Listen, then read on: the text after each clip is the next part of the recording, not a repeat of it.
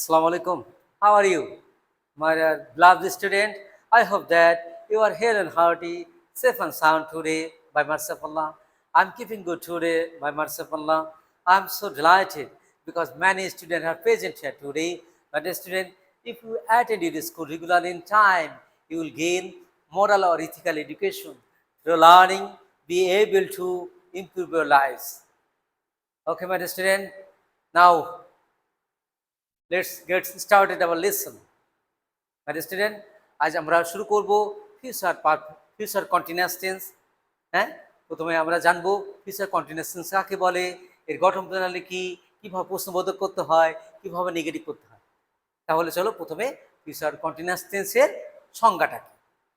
ভবিষ্যৎকালে কোনো কাজ চলতে থাকবে বা ঘটতে থাকবে বা হইতে থাকবে, এর বোঝালে ফিউচার কন্টিনিউয়াস টেন্স হয়। হ্যাঁ, অর্থাৎ বাংলা ক্রিয়া শেষে তে থাকিব, তে থাকিবেন, হ্যাঁ, তে থাকিবা ইত্যাদি যুক্ত থাকে। যেমন সে বইটি পড়তে থাকবে, সে স্কুলে যাইতে থাকবে, সে ভাত খাইতে থাকবে। হ্যাঁ, এর বোঝালে ফিউচার কন্টিনিউয়াস টেন্স হয়। প্রথমে গঠন প্রণালীতে কী হবে, প্রথমে সাবজেক্টের পরে শ্যাল বি বা উইল বি, তারপরে মূল ভার্ব, তার সাথে আইএনজি যোগ, তারপরে এক্সটেনশন বলবে। যেমন সে ভাত খাইতে থাকবে, he will be eating rice. তারা স্কুলে যাইতে থাকবে, they will be going to school. Okay my student, এখন আসো আমরা স্ট্রাকচারটা লেখার মাধ্যমে বোঝার চেষ্টা করি। My student, please listen to me, pay heed to my word. প্রথমে দেখো ফিউচার কন্টিনিউয়াস টেন্সের স্ট্রাকচার। প্রথমে সাবজেক্টের পরে শ্যাল বি বা উইল বি, তারপরে ভি ওয়ান অর্থাৎ মূল ভার্বের সাথে আইএনজি যোগ, তারপরে এক্সটেনশন। মাই স্টুডেন্ট, এখন লক্ষ্য করো, আমি অঙ্কটি করতে থাকবো, I shall be doing the sum. তখন দেখো প্রথম সাবজেক্ট হলো আই, তারপরে শ্যাল বি বসলো, তার মূল ভার্ব হচ্ছে ডু, তার সাথে আইএনজি যোগ হলো ডুইং, দা সাম হলো অবজেক্ট। ওকে মাই স্টুডেন্ট, তাহলে সে বইটি পড়তে থাকে কি হবে, he will be reading the book.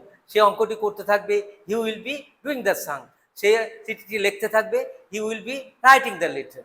Okay my student, এই ফিউচার কন্টিনিউয়াস টেন্সে যদি প্রশ্নবোধক করতে হয়, তাহলে সাবজেক্টের আগে শ্যাল বা উইল, তারপরে সাবজেক্ট, তারপরে বি, তারপর মূল ভার্ব প্রেজেন্ট ফর্মের সাথে আইএনজি যোগ, তারপরে এক্সটেনশন।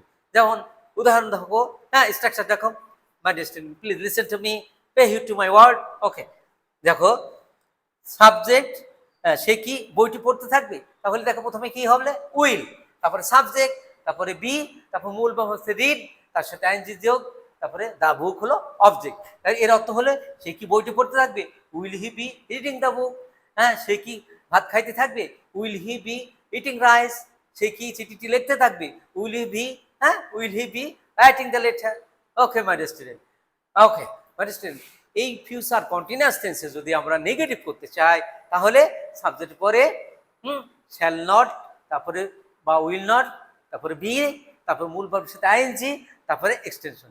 যেমন আমি বইটি পড়তে থাকবো না, I shall not be doing the sum. সে বইটি পড়তে থাকবে না, he will not be reading the book. সে অঙ্কটি করতে থাকবে না, he will not be doing the sum. তারা বইটি পড়তে থাকবে না, they will not be reading the book. তুমি অঙ্কটি করতে থাকবে না, you will not be doing the sum. সে চিঠিটি লিখতে থাকবে না, he will not be writing the letter. Okay my student, I hope that you have understood clearly. Practice makes a man perfect.